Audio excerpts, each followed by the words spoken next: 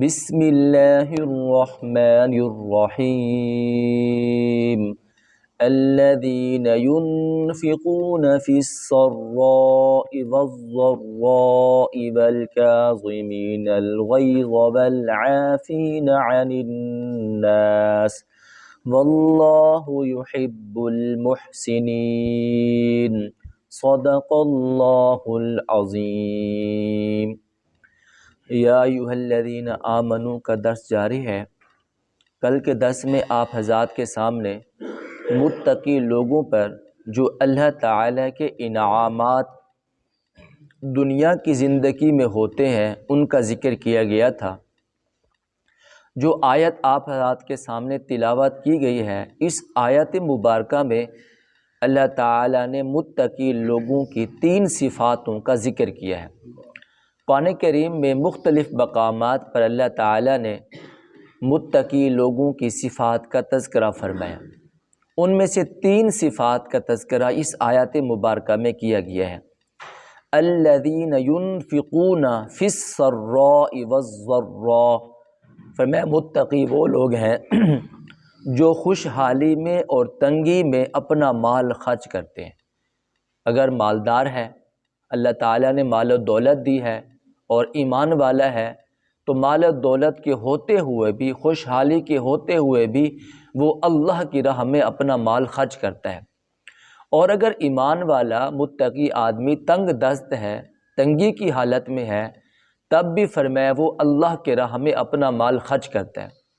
جب بندے کے پاس مال و دولت ہوتی ہے تو وہ مال و دولت بندے کو مغرور بنا دیتی ہے، متکبر بنا دیتی ہے، اس وجہ سے وہ اپنا مال خرچ نہیں کرتا۔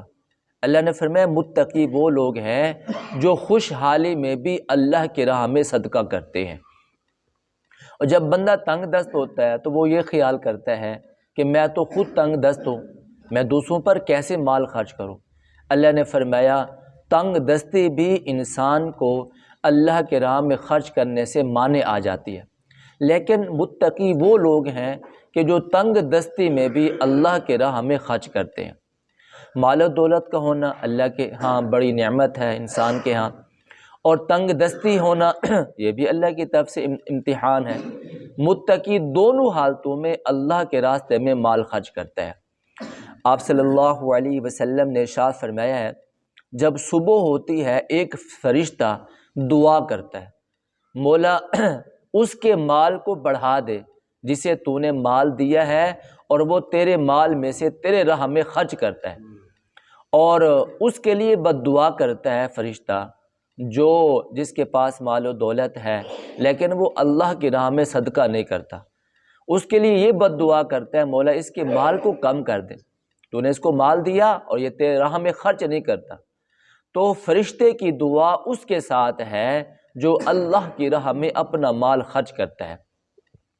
آپ صلی اللہ علیہ وسلم نے ارشاد فرمایا اپنے آپ کو جہنم سے بچاؤ، چاہے کھجور کا ایک ٹکڑا ہی کیوں نہ ہو، یعنی کھجور کے ایک ٹکڑے سے بھی تم جہنم سے آزادی حاصل کر سکتے ہو۔ اللہ کے راہ میں کھجور کا ایک ٹکڑا دینا بھی بندے کو جہنم سے بچا سکتا ہے۔ آپ صلی اللہ علیہ وسلم نے ارشاد فرمایا جب بندہ اخلاص کے ساتھ اللہ کے حضور ایک کھجور کا دانہ خرچ کرتا ہے، اللہ اس کو قبول کرتے ہوئے اپنے ہاتھ میں لے لیتے ہیں، پھر اللہ اس کا اجر و ثواب بڑھاتے رہتے ہیں۔ فرمایا ایسے اس کا اجر و ثواب ہو جاتا ہے جیسے کہ احد پہاڑ ہوتا ہے۔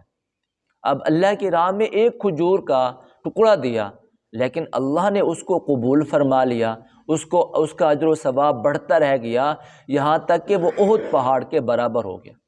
اب یہ تھا تنگی کی حالت میں مال کا خرچ کرنا۔ حضرت عائشہ رضی اللہ تعالی عنہ تشریف فرما تھیں، ایک سائلہ عورت آ گئی، اس نے حضرت آپ سے کچھ مانگا، آپ نے اس کو کھجور کا ایک ٹکڑا دے دیا۔ فرمایا اس وقت میرے پاس سوائے کھجور کے ٹکڑے کے اور کچھ نہیں ہے۔ آپ نے یہ نہیں محسوس کیا، شرم نہیں محسوس کی کہ میں اس کو اللہ کی راہ میں کھجور کا ایک ٹکڑا دے رہی ہوں، نہیں۔ فرمایا اللہ کی راہ میں خرچ کرو تھوڑا یا زیادہ، اللہ تو صرف خلوص کو دیکھتے ہیں۔ حضرت عبداللہ بن عمر رضی اللہ تعالیٰ عنہ انگور کھا رہے تھے، ایک سائل آیا اور آپ سے مانگا، آپ کے پاس صرف انگور کا ایک دانہ باقی بچ گیا تھا، آپ نے وہ کھجور کا ایک دانہ ہی اس سائل کو دے دیا۔ تو اللہ تعالیٰ فرماتے ہیں متقی وہ ہیں ينفقون فی السراء والضراء، خوشحالی میں بھی اللہ کی راہ میں خرچ کرتے ہیں اور تنگ دستی کی حالت میں بھی اللہ کی راہ میں خرچ کرتے ہیں۔ سرکار دو عالم صلی اللہ علیہ وسلم ارشاد فرماتے ہیں صدقہ جاریہ کی بہت ساری قسمیں۔ صدقہ جاریہ یہ ہے کہ بندہ جب دنیا سے چلا جاتا ہے تب بھی اس کو اجر و ثواب پہنچتا رہتا ہے، چاہے وہ قبر میں ہو، چاہے وہ عالم برزخ میں ہو، چاہے وہ قیامت کے دن اللہ کی دربار میں حاضر ہوگا تو اس کو ثواب ملتا رہے گا۔ اور فرمایا ایک صدقہ عام صدقہ ہے، نفلی صدقہ ہے کہ جب بندہ خرچ کرتا ہے تو فوراً اس کو ثواب مل جاتا ہے۔ مثلا کسی سائل کو کھانا دے دیا، اس نے کھانا کھایا تو دینے والے کو ثواب مل گیا۔ کسی کو پانی پلا دیا، پانی اس نے پی لیا تو اس کو ثواب مل گیا۔ کسی کو کپڑا پہنا دیا، اس نے کپڑا پہن لیا تو اس کو اس کا ثواب مل گیا۔ حضور ارشاد فرماتے ہیں 7 چیزیں صدقہ جاریہ ہیں، ان میں سے پہلی چیز آپ صلی اللہ علیہ وسلم نے ارشاد فرمائی کسی کو علم دین کا سکھانا، یہ صدقہ جاریہ ہے، جب تک عمل کرتا رہے گا اس کو ثواب ملتا رہے گا۔ آپ صلی اللہ علیہ وسلم نے ارشاد فرمایا نہر کا کھدوا دینا صدقہ جاریہ ہے۔ پانی کی بندے کو ہر وقت ضرورت پڑتی ہے، اب تو جس کے گھر کے سامنے سے نہر ہو اب اس کے لیے کوئی تکلیف نہیں ہے، وہ بآسانی پانی بھی بھر سکتا ہے، کپڑے بھی دھو سکتا ہے اور اپنی ضرورت کو بھی پورا کر سکتا ہے۔ تو آپ صلی اللہ علیہ وسلم نے ارشاد فرمایا نہر کا کھدوانا بھی صدقہ جاریہ ہے، کنویں کا کھدوانا بھی صدقہ جاریہ ہے، اور آپ نے ارشاد فرمایا درخت کا لگا دینا یہ بھی صدقہ جاریہ ہے۔ درخت اس نیت سے لگا دیا کہ مسافر آئیں گے اور اس کے نیچے بیٹھیں گے اور انہیں سہولت ملے گی۔ آپ صلی اللہ علیہ وسلم نے ارشاد فرمایا جو آدمی اپنے پیچھے قرآن کریم ترکے میں چھوڑ کر جاتا ہے جب تک لوگ وہ قرآن کریم پڑھتے رہیں گے اس کو ثواب اس کا ملتا رہے گا۔ آپ صلی اللہ علیہ وسلم نے ارشاد فرمایا جو آدمی اپنے پیچھے نیک اولاد چھوڑ کر جاتا ہے، ایسی اولاد جو بندے کے لیے دعائے مغفرت کرتی رہتی ہے، فرمایا یہ بھی صدقہ جاریہ ہے۔ ہارون الرشید کی بیوی زبیدہ ایک نیک خاتون تھی، اس نے ایک مرتبہ خواب دیکھا۔ خواب یہ دیکھا کہ وہ چوراہے پر کھڑی ہے، جو شخص آ رہا ہے اس سے بدکاری کر رہا ہے۔ جب اس نے یہ خواب دیکھا، خواب دیکھنے کے بعد وہ گھبرا گئی، کیونکہ زبیدہ خاتون ایک نیک خاتون تھی، شریف خاتون، عابدہ و زاہدہ تھی اور بادشاہ کی بیوی بھی تھی۔ جب خواب دیکھا، خواب دیکھنے کے بعد پریشان ہو گئی کہ یہ میں نے کیسا خواب دیکھا ہے، شاید ہو سکتا ہے اس خواب کی تعبیر بری ہو۔ تو آپ نے اپنی خادمہ کو علامہ ابن سیرین کے پاس بھیجا، جاؤ میرے اس خواب کی تعبیر پوچھ کر آؤ، لیکن اس کو میرا نام نہ بتانا کہ ملکہ زبیدہ نے یہ خواب دیکھا ہے۔ تو خادمہ جب علامہ ابن سیرین کے پاس گئی تو اس نے کہا جب تک تم مجھے خواب دیکھنے والے کا نام نہیں بتاؤ گی تو میں تمہیں خواب کی تعبیر نہیں بتا سکتا۔ خواب دیکھنے والا عام انسان نہیں ہو سکتا، یہ کوئی صفات والا ہی ہو سکتا ہے۔ خادمہ ملکہ زبیدہ کے پاس آئی اور آ کر بتایا کہ علامہ ابن سیرین کہتے ہیں جب تک نام نہیں بتاؤ گی میں خواب کی تعبیر نہیں بتاؤں گا۔ اس نے کہا چلو جاؤ علامہ ابن سیرین کو خواب کی تعبیر، خواب دیکھنے والے کا نام بھی بتا دو۔ تو بتایا خواب دیکھنے والی ہارون الرشید کی بیوی ملکہ زبیدہ ہے۔ اس نے کہا خواب تو بظاہر برا لگتا ہے لیکن اس کی تعبیر بہت اچھی ہے، اللہ تعالیٰ اس سے ایک ایسا کام لیں گے رہتی دنیا تک لوگ اس سے فائدہ اٹھاتے رہیں گے۔ چند سال کے بعد ہارون الرشید بادشاہ مکہ مکرمہ حج کرنے کے لیے گیا، ساتھ میں اپنی بیوی کو بھی لے کر گیا۔ جب یہ دونوں مکہ مکرمہ میں پہنچے اور وہاں کے لوگوں کی حالت کو دیکھا کہ پانی کی قلت ہے، اور لوگ ملکہ زبیدہ کے پاس آئے کہ آپ ایک ملکہ ہیں، آپ کے پاس مال و دولت ہے، خزانے ہیں، آپ ہمارے لیے کوئی نہر بنوا دیں۔ ملکہ زبیدہ نے ہزاروں لاکھوں درہم دنانیر نہر بنوانے کے اوپر لگا دیے، اور اس نے اعلان کر دیا دنیا میں جہاں جہاں بھی مسلم ممالک میں کاریگر ہیں، ماہر ہیں، انجینئر ہیں، وہ آ جائیں، اور 14 میل لمبی ایک نہر بنوائی گئی، اور وہ نہر مکہ مکرمہ کے ارد گرد بنائی گئی تاکہ آنے والے حاجیوں کو پانی مل سکے، آنے والے مسافروں کو پانی مل سکے۔